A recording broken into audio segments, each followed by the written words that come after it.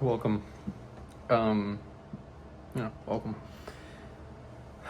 So I just came off probably one of my longest meditations ever. It was about an hour and 40 minutes, and it probably realistically felt like 30. Like I knew I was going for a long time, but an hour and 40 minutes shook me. The main reason I made that, or I'm making this video and talking about the meditation, it's honestly because of the dream that I had last night. Once again, like I don't want to pay too much credit to it because we have dreams every night, but when I have the time to dive deep into a dream, I'm going to start doing that now because I really want to understand the subconscious. So the dream was about, or the unconscious, right? The dream was about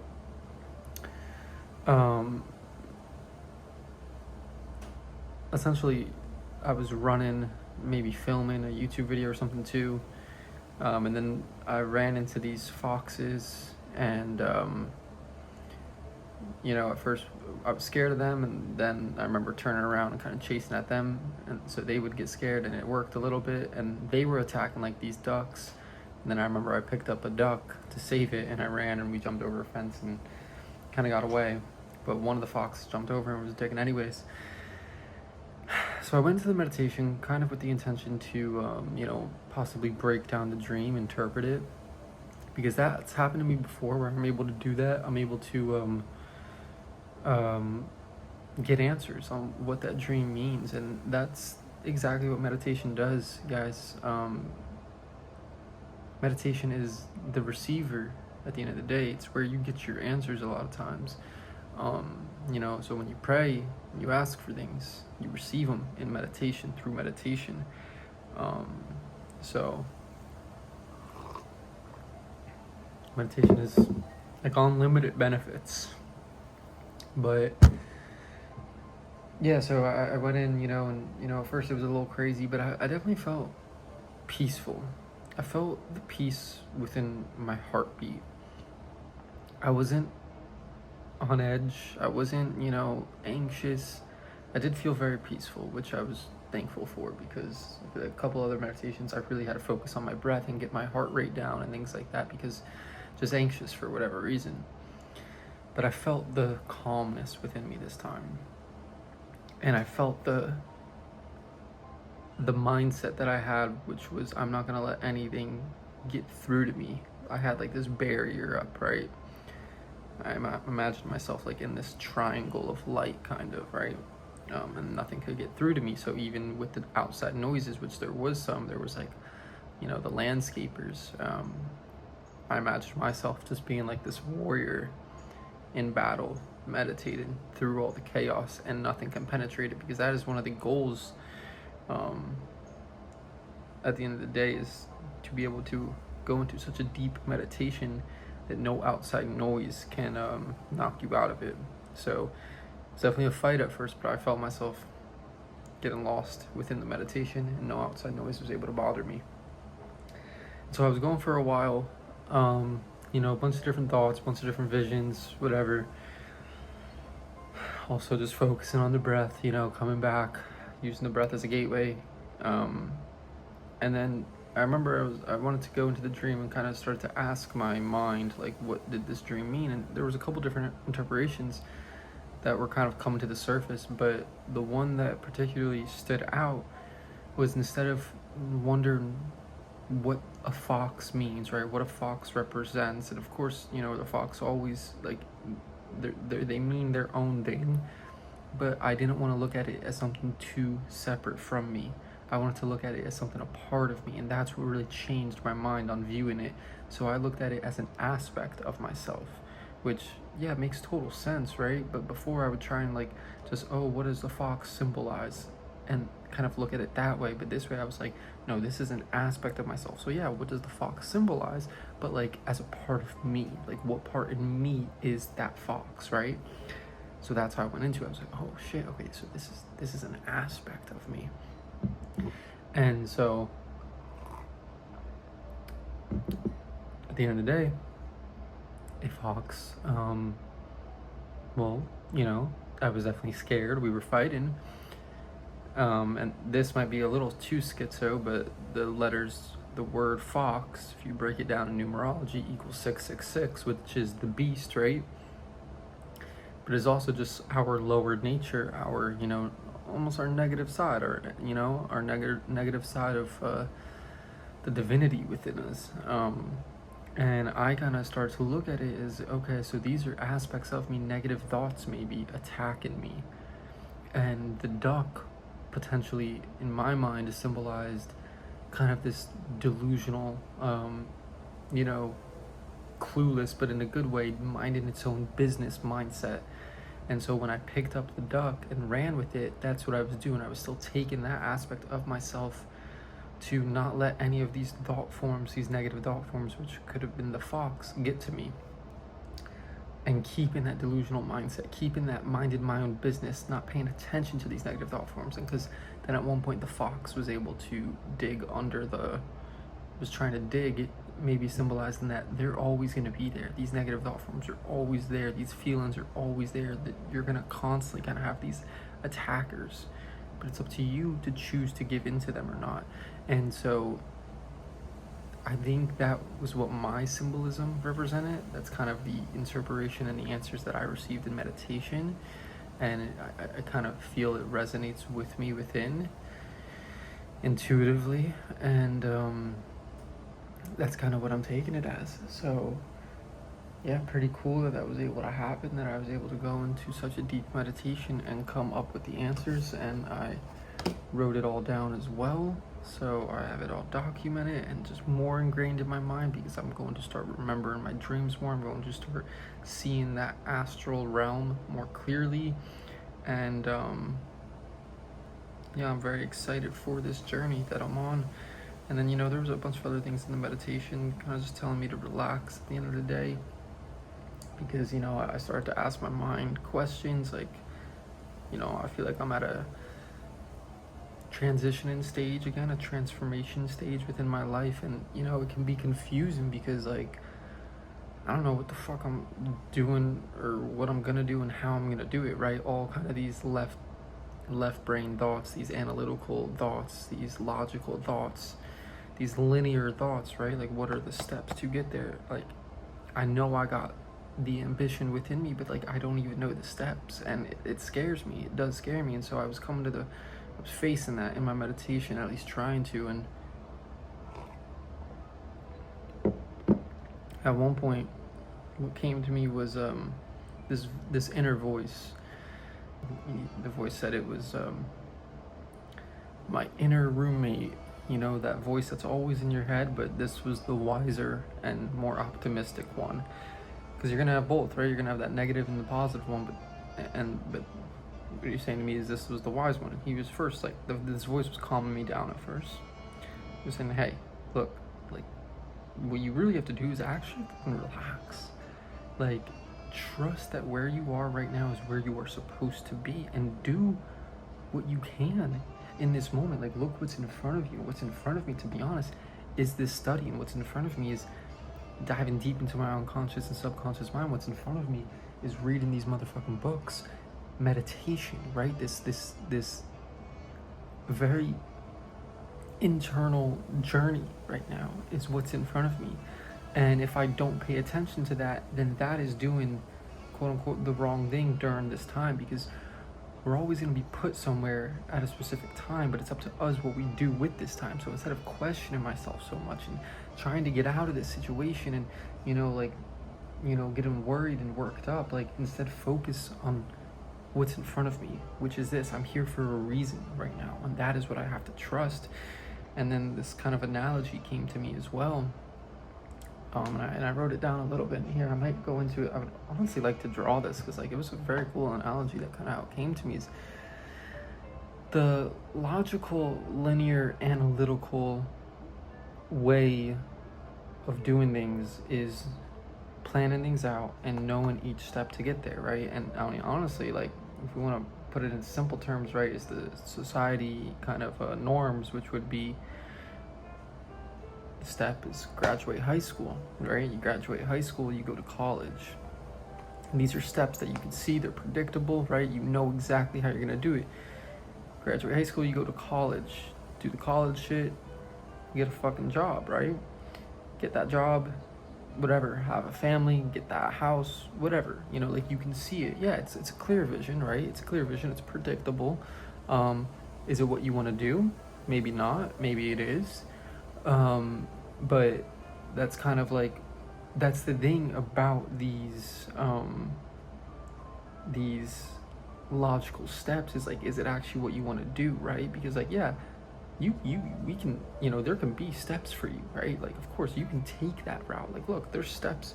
If I look to my right, if I look to my left, there's a step, there's a path for me to go. But is it the path that I want to go? Is it the path you want to go? Or do you want to follow your own path? So, right, so it's these steps. You go up, whatever, right? Occasionally you might fall, you might trip, whatever. It's part of the path, it's part of the journey. But then the other part of it is your path, the internal path, the creative path, the right side of the brain, the non-linear, the more flow state path, which is not predictable. It's not, you know, like linear. You're not gonna see the steps laid out, because that is not how the creative flow of most of times your inward path works.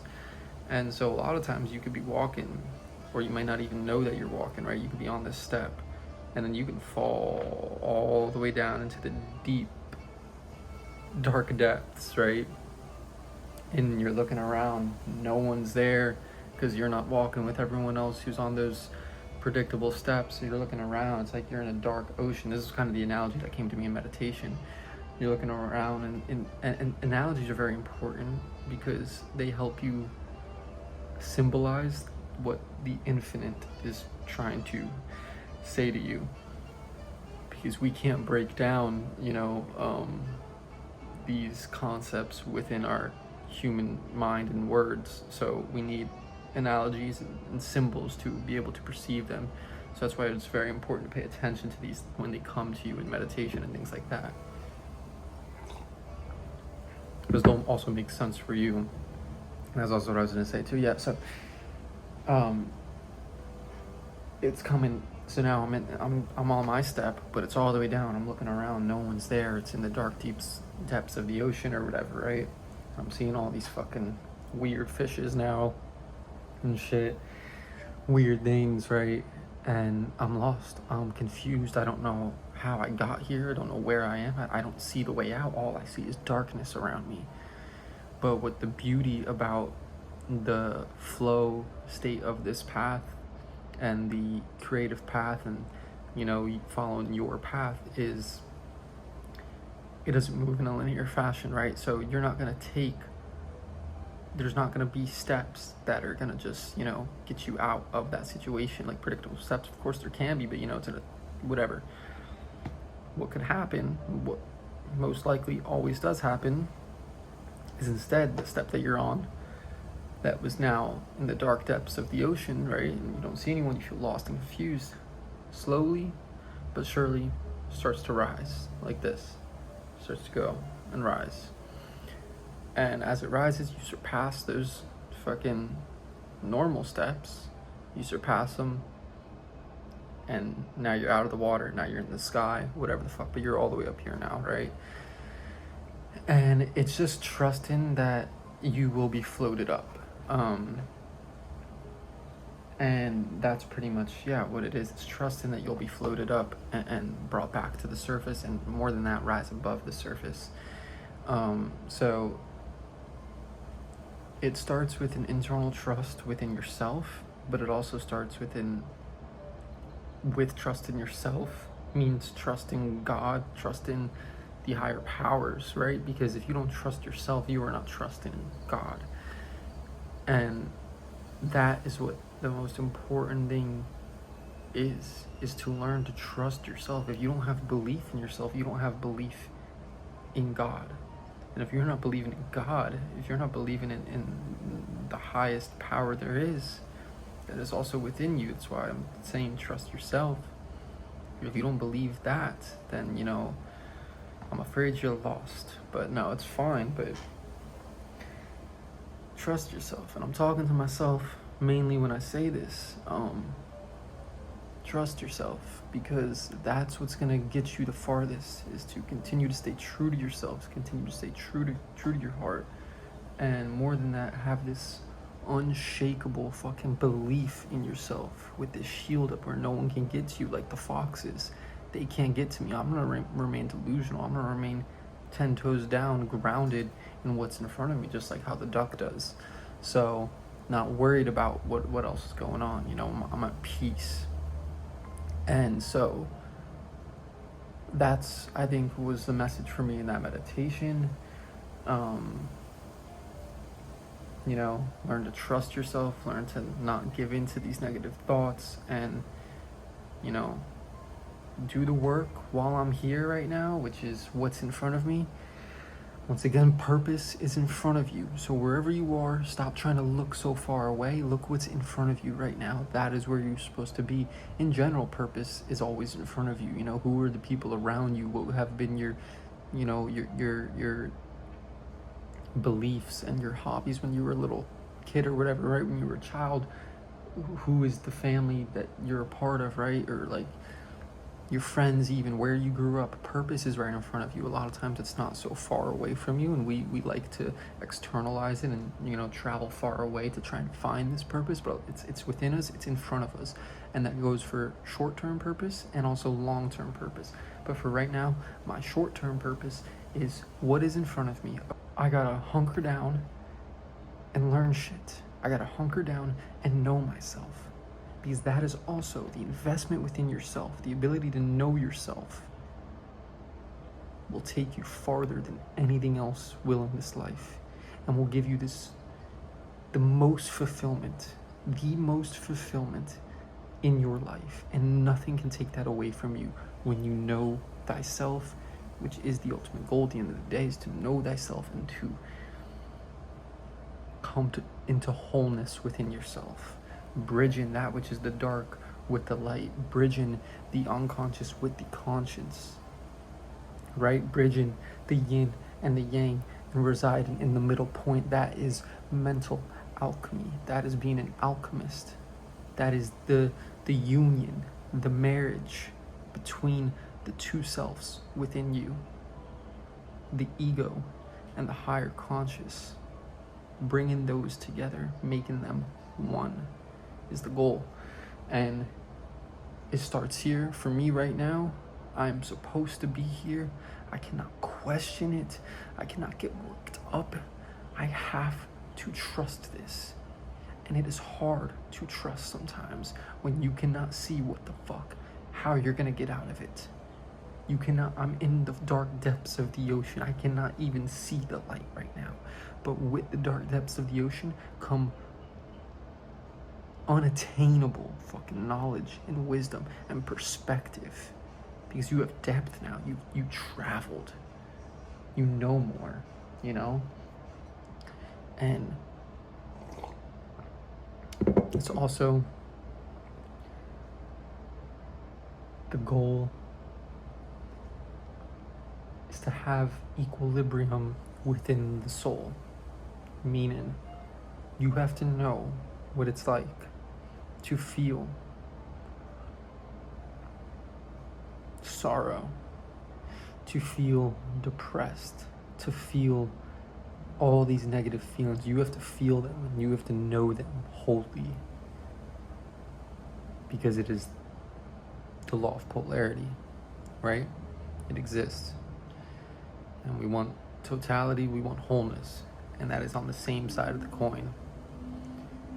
But you also have to know joy and bliss and fulfillment and abundance. We have to know both in order to ascend. So don't get freaked out when you don't know where you are in life and you don't know how to get out, because you have to trust your process. You have to trust your timing.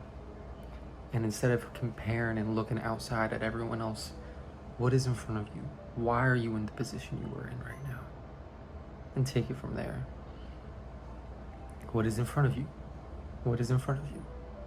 If you have time, time is the most valuable asset that you have. I have a fuck ton of time. I'm rich in time. And so what you do with that time is what matters. I think that's probably one of the most powerful things that you can ever do in this life, is to just remain focused on you and what's in front of you, and not look so far on the outside and not give in to the negative thoughts, right? And listen to yourself. And listen to yourself, because a lot of times we always seek external advice. We don't listen to ourselves. Therefore, we do not trust ourselves. Therefore, we do not trust God. God is within you. It is not outside of you. It exists in everyone and everything, yes. But to know God is to know yourself. To know yourself is to know God. And to trust yourself, not others. There's the inner God within you that should be guiding you. And so trust yours, because everyone has their own. Nonetheless, it's in you for a reason. And why would you not pay yours attention? Why would you give your valuable attention to something outside of you? Because there are distractions in this life. There are a lot of distractions in this life.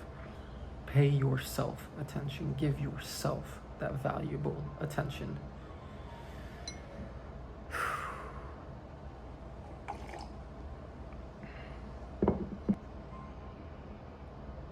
It all starts within. We're the ones, we're our biggest enemy, but we can also be our biggest fan, our biggest supporter. So conquer yourself. Conquer yourself. Know yourself. Know God. Conquer yourself. Conquer the lower part of yourself, right? And rise within that higher part of yourself. I'm grateful for being exactly where I am in this life, to be able to have this time to talk about this, to document this, because we won't have a lot of time to do this stuff, especially with the day and age we're in. So it's very important that you take time to yourself, that you get to know yourself, and that you are tapping in within yourself, because that is where your true power lies, is within your authentic self. So just learn to trust yourself more, learn to know yourself more, and learn to listen to yourself more, because when you listen and trust yourself more, you are listening to God and trusting God more. And so I want you to do that. I'm going to do that, and yeah, take it from there.